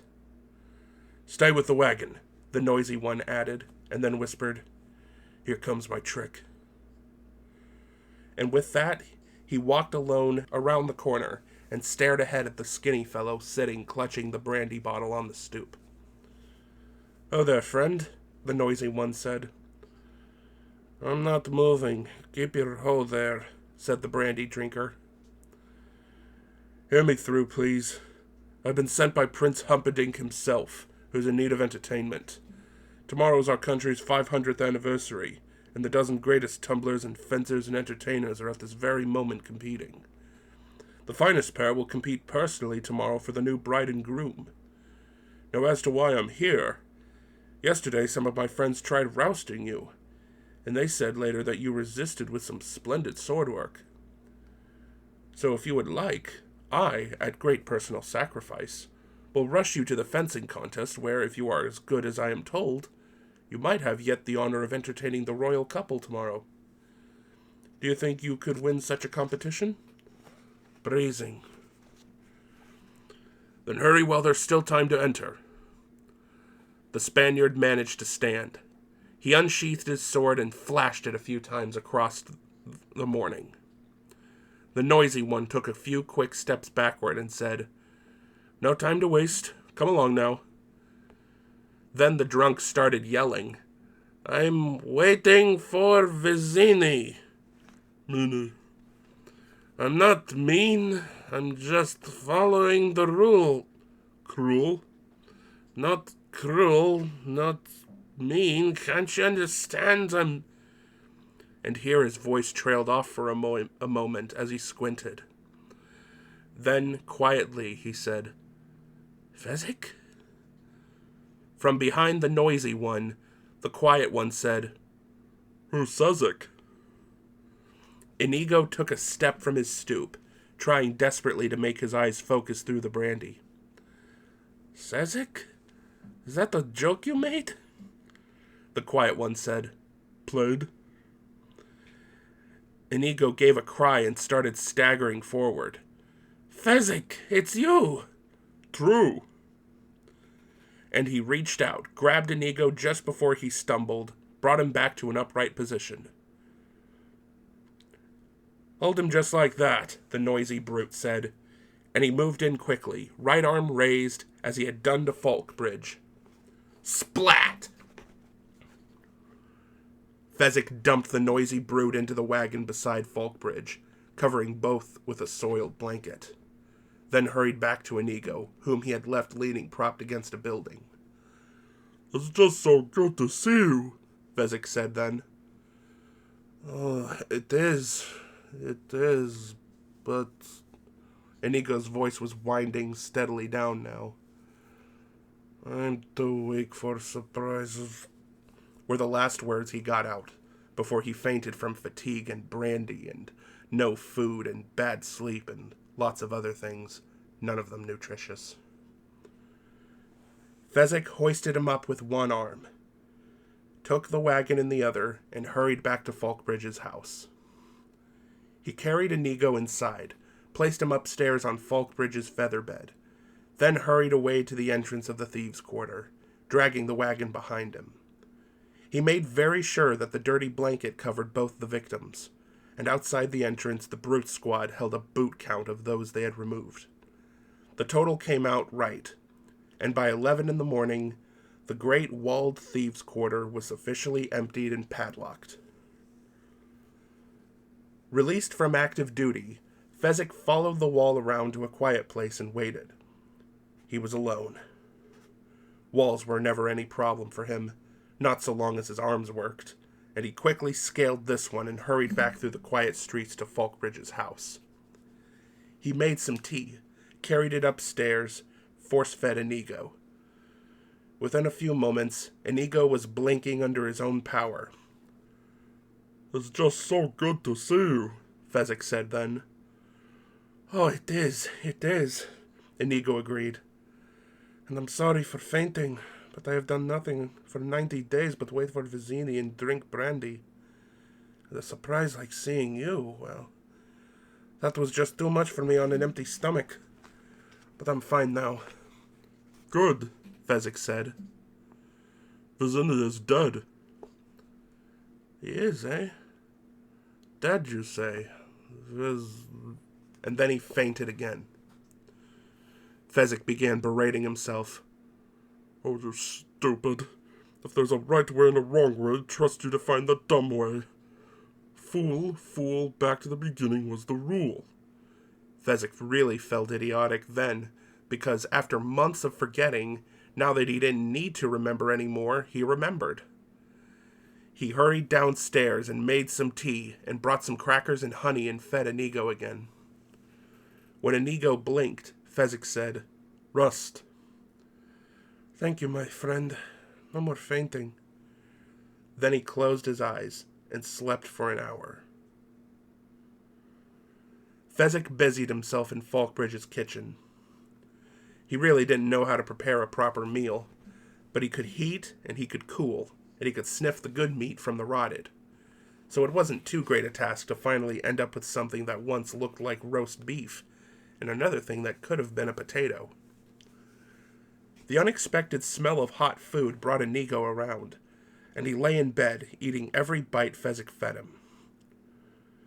"I never realized I was in such a terrible condition," Inigo said, chewing away. "You'll be fine now," Fezzik said, cutting another piece of meat, putting it into Inigo's mouth.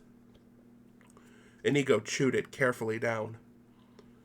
"First you appearing so suddenly, and then on top of that the business of Vizzini. It was too much for me." "Would have been too much for anybody. Just rest." Fezzik began to cut another piece of meat. "I feel such a baby. So helpless," Inigo said, taking the next bite, chewing away. "You'll be as strong as ever by sundown," Fezzik promised, getting the next piece of meat ready. "The six-fingered man is named Count Rugen, and he's right here now in Florence City." "Interesting," Inigo managed this time before he fainted again. Fezzik stood over the still figure. "Well, it is so good to see you," he said. "And it's been such a long time, and I've just got so much news." Inigo only lay there. Fezzik hurried to Falkbridge's tub and plugged it up, and after a lot of work, he got it filled with steaming water. And then he dunked Inigo in, holding him down with one hand, holding Inigo's mouth shut with the other. And when the brandy began to sweat from the Spaniard's body, Fezzik emptied the tub and filled it again, with icy water this time. And back he plunged Inigo. And when that water began to warm a bit, back he filled the tub with steaming stuff. And back went Inigo, and now the brandy was really oozing from his pores. And that was how it went. Hour after hour. Hot to icy cold to steaming hot, and then some tea, and then some toast, and then some steaming hot again, and more icy cold, and then a nap, and then some more toast, and less tea, but the longest steamer yet, and this time there wasn't much brandy left inside, and one final icy cold, and then a 2-hour sleep until by mid-afternoon they sat downstairs in Falkbridge's kitchen. And now at last, for the first time in 90 days, Inigo's eyes were almost bright. His hands did shake, but not all that noticeably, and perhaps the Inigo of before the brandy would have bested this fellow now in 60 minutes of solid fencing. But not too many other masters in the world would have survived for 5. "Tell me briefly now. While I've been here with the brandy, you have been where?"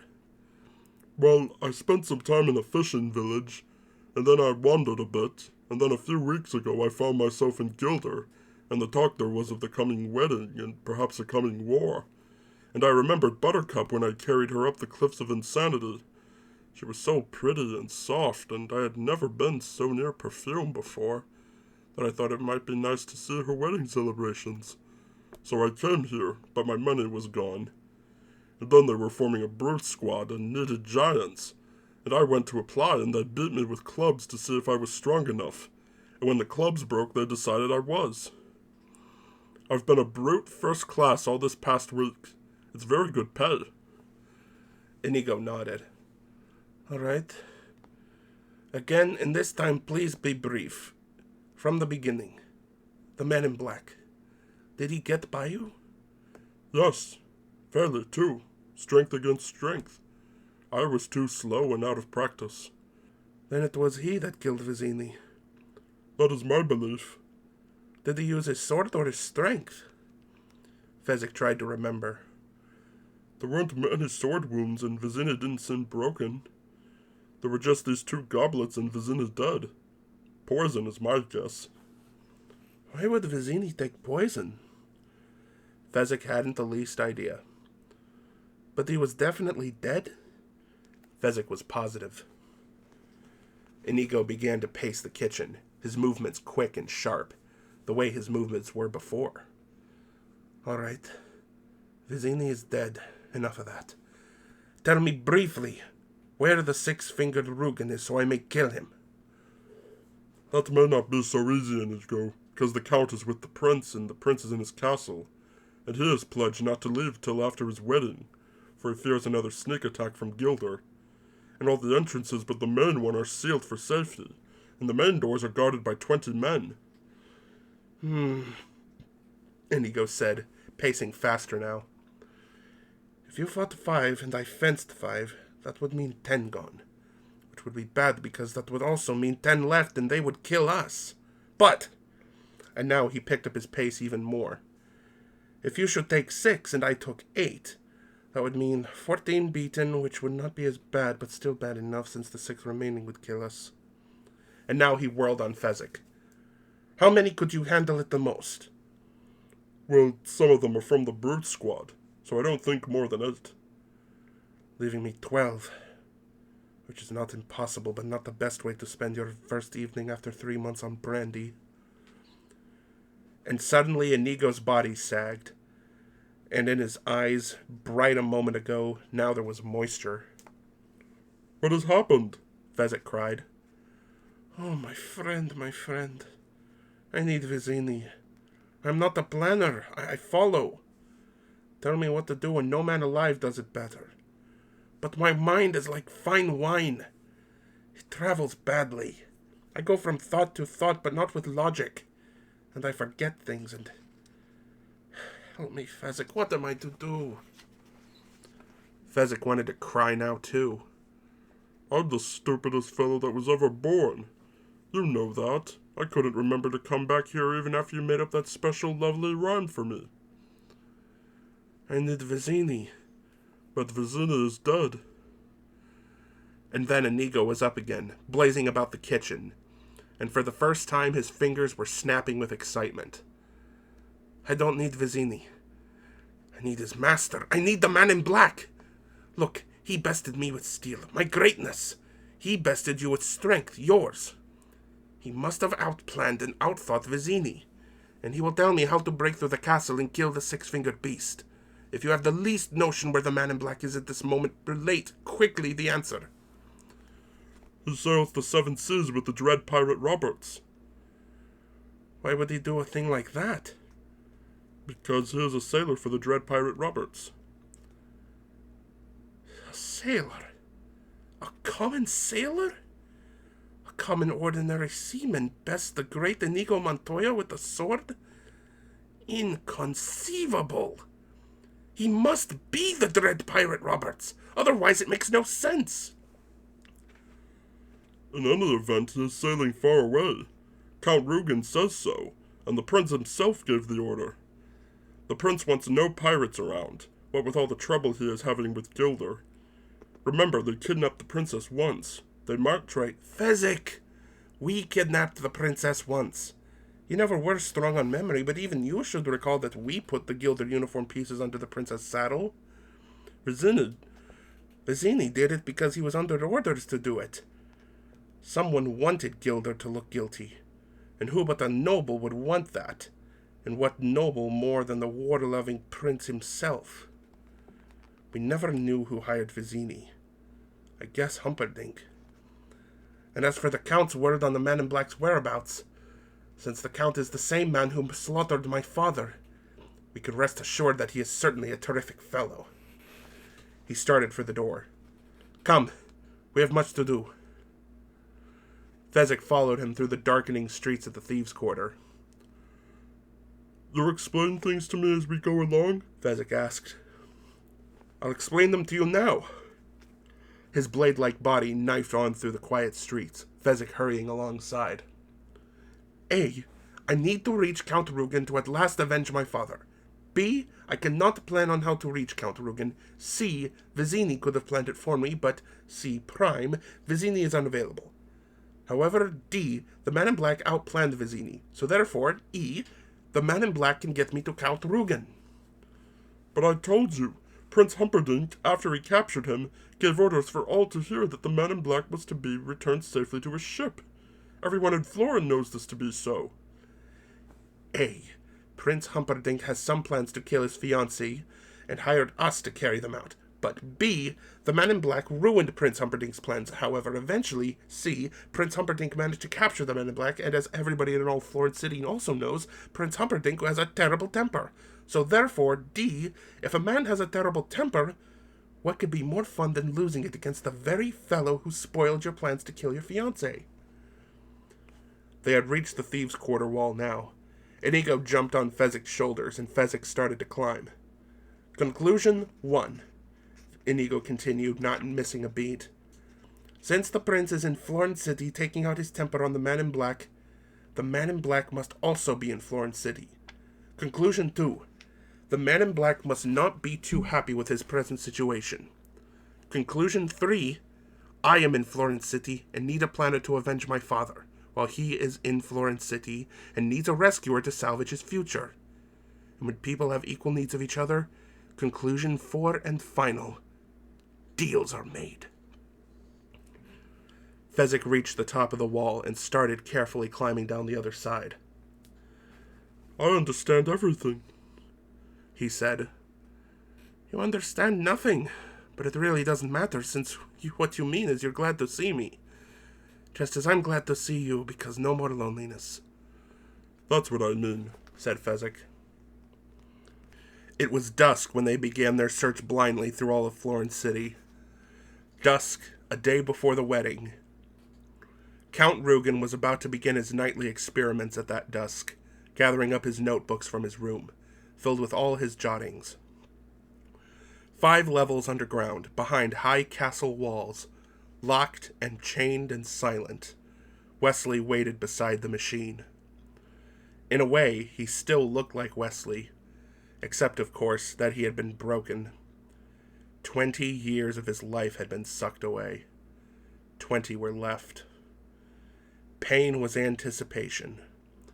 Soon the Count would come again. Against any wishes he had left, Westley went on crying. It was dusk when Buttercup went to see the prince. She knocked loudly, waited, knocked again. She could hear him shouting inside, and if it had not been so important, she would never have knocked the 3rd time. But she did, and the door was yanked open, and the look of anger on his face immediately changed to the sweetest smile. "Beloved," he said, "come in.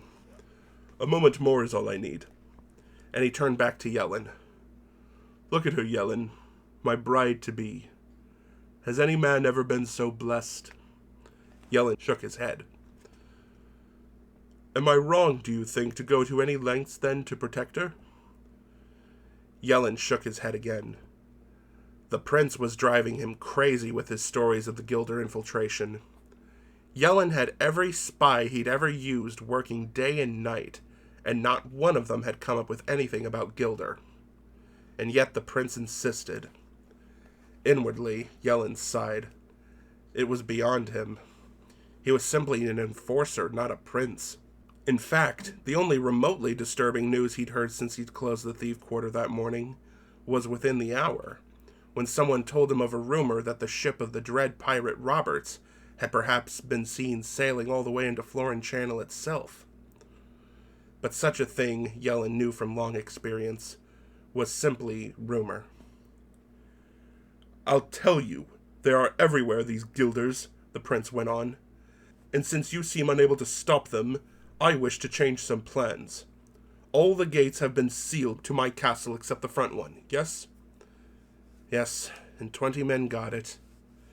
"Add 80 more. I want 100 men. Clear?" 100 men it will be, every brute available." Inside the castle I am quite safe. I have my own supplies, food, stables, enough. As long as they cannot get at me, I will survive. These, then, are the new and final plans. Jot them down. All 500th anniversary arrangements are cancelled until after the wedding. The wedding is tomorrow at sunset.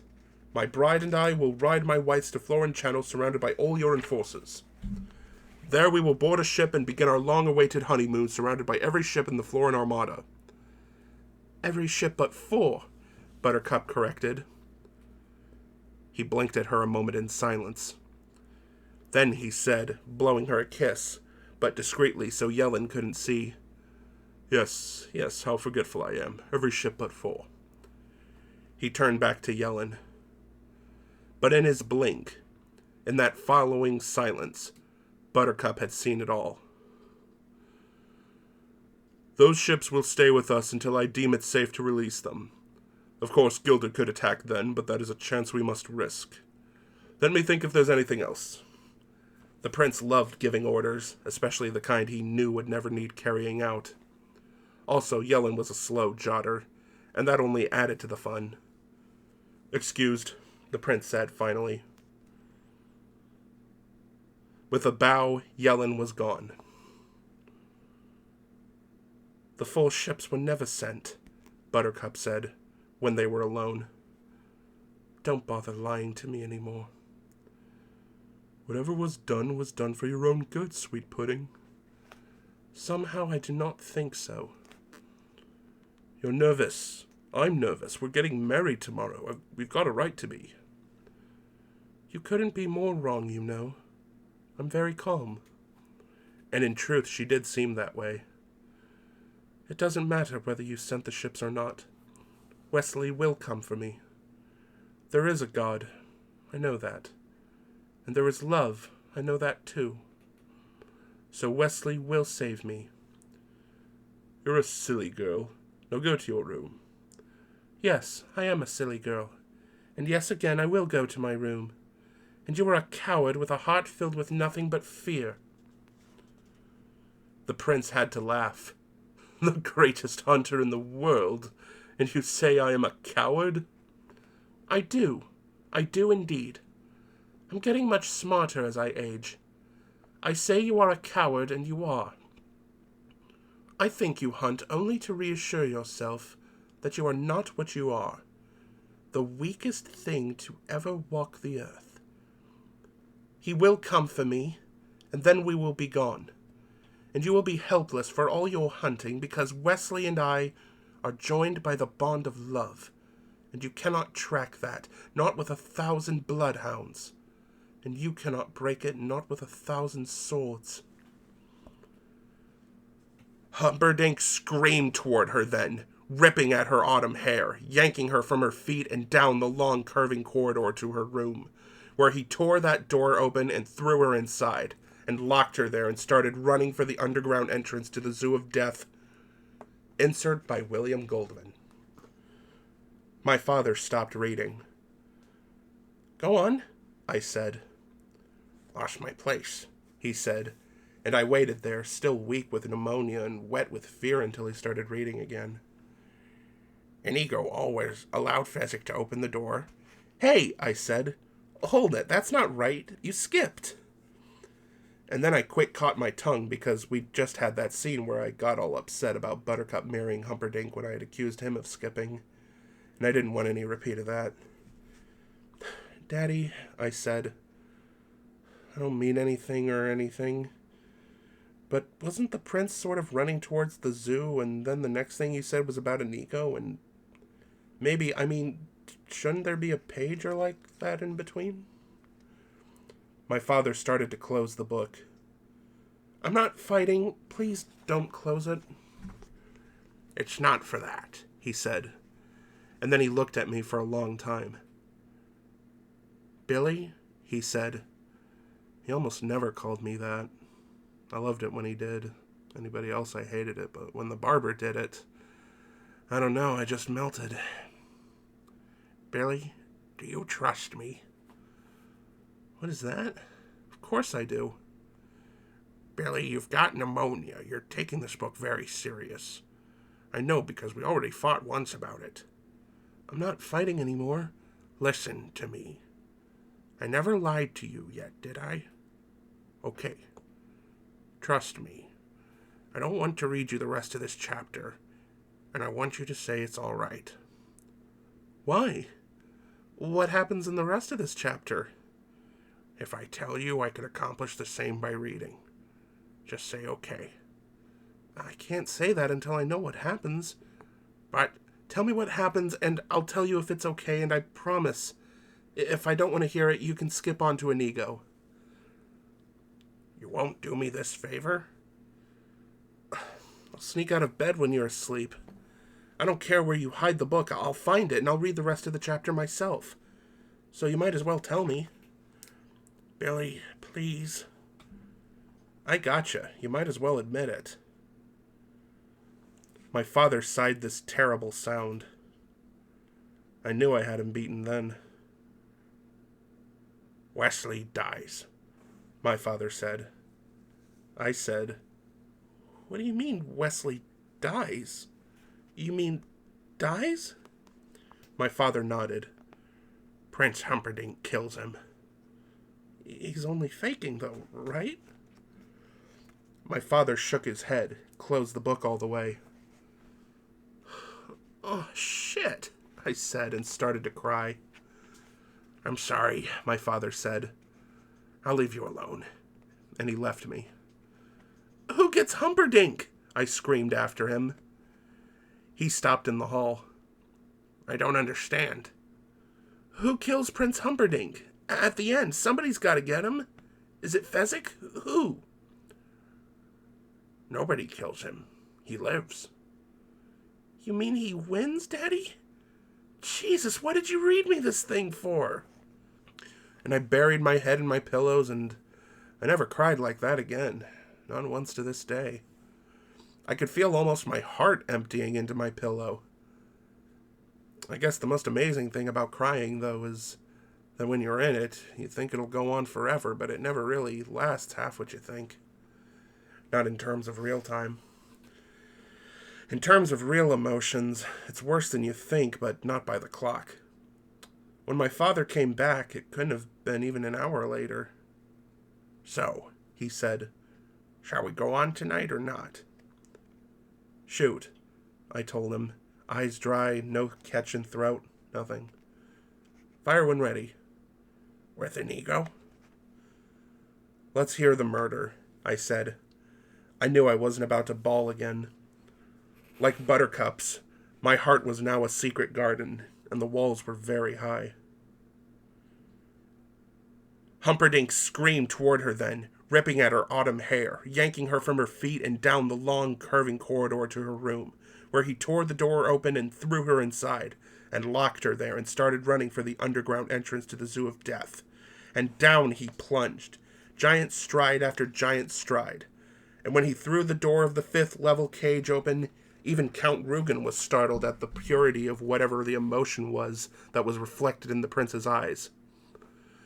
The prince moved to Westley. She loves you, the prince cried. She loves you still, and you love her. So think of that. Think of this too, in all this world. You might have been happy. Genuinely happy. Not one couple in a century has that chance. Not really, no matter what the storybooks say, but you could have had it. And so I would think. No one will ever suffer a loss as great as you. And with that, he grabbed the dial and pushed it all the way forward. And the Count cried, Not to 20! But by then it was too late. The death scream had started. It was much worse than the scream of the wild dog. In the first place, the dial for the wild dog had only been set at 6. Whereas this was more than triple that. And so, naturally enough, it was more than 3 times as long, and more than 3 times as loud. But none of this really was why it was worse. It was the scream from a human throat that made the difference. In her chamber, Buttercup heard it, and it frightened her. but she had not the least idea what it was. By the main door of the castle, Yellen heard it, and it also frightened him, though he couldn't imagine what it was either. All the 100 brutes and fighters flanked by the main door heard it too, and to a man they were bothered by it, and they talked it over for quite a while, but none of them had any sound notion as to what it might have been. The great square was filled with common people excited about the coming wedding and anniversary, and they all heard it too, and no one made even the pretense of not being scared. But again, none of them knew at all what it might have been. The death scream rose higher in the night. All the streets leading into the square were also filled with citizens, also all trying to crowd into the square, and they heard it. But once they admitted they were petrified, they gave up trying to guess what it might have been. Inigo knew immediately. In the tiny alley that he and Fezzik were trying to force their way through, he stopped, remembering. The alley led to the streets that led to the square, and the alley was jammed too. I don't like that sound, Fezzik said, his skin for the moment cold. Inigo grabbed the giant, and the words began pouring out. Fezzik, that is the sound of ultimate suffering. I know that sound. That was the sound in my heart when Count Rugen slaughtered my father and I saw him fall. The man in black makes it now. You think it's him? Who else has cause for ultimate suffering this celebration night? And with that, he started to follow the sound. But the crowds were in his way, and he was strong, but he was thin, and he cried, Fezzik! Fezzik, we must track that sound! We must trace it to its source, and I cannot move, so you must lead me. Fly, Fezzik, this is Inigo begging you. Make a path, please! Well, Fezzik had rarely had anyone beg him for anything, least of all Inigo. And when something like that happened, you did what you could. So Fezzik, without waiting, began to push forward. Lots of people. Fezzik pushed harder. Lots of people began to move, out of Fezzik's way, fast. The death scream was starting to fade now, fading into the clouds. Fezzik, said Inigo, all your power, now! Down the alley Fezzik ran, people screaming and diving to get out of his way, and in his footsteps Inigo kept pace, and at the end of the alley was a street, and the scream was fainter now, but Fezzik turned left, and into the middle of the street he went, and he owned it. No one was in his way. Nothing dared block his way. And the scream was getting just so hard to hear. So with all his might, Fezzik roared, Quiet! And the street was suddenly hushed, and Fezzik pounded along, Inigo right behind. And the scream was still there, still faintly there, and into the great square itself and the castle beyond before the scream was gone. Westley lay dead by the machine. The prince kept the dial by the 20 mark long after it was necessary, until the count said, Done. The prince left without another look at Westley. He took the secret underground stairs 4 at a time. She actually called me a coward, he said. And then he was gone from sight. Count Rugen started taking notes. Then he threw his quill pen down. He tested Westley briefly, then he shook his head. Death was not of any intellectual interest to him at all. When you were dead, you couldn't react to pain. The count said, Dispose of the body, because even though he couldn't see the albino, he knew the albino was there. It was really a shame, he realized as he mounted the stairs after the prince. You just didn't come across victims like Westley every day of the year. When they were gone, the albino came out, pulled the cups from the corpse, decided to burn the body on the garbage pyre back behind the castle, which meant a wheelbarrow. He hurried up the underground stairs, came out the secret entrance, moved quickly to the main tool shed. All the wheelbarrows were buried back at the rear wall, behind the hoes and rakes and hedge trimmers. The albino made a hissing sound of displeasure and began to pick his way past all the other equipment. This kind of thing always seemed to happen to him when he was in a hurry. The albino hissed again. Extra work all the time.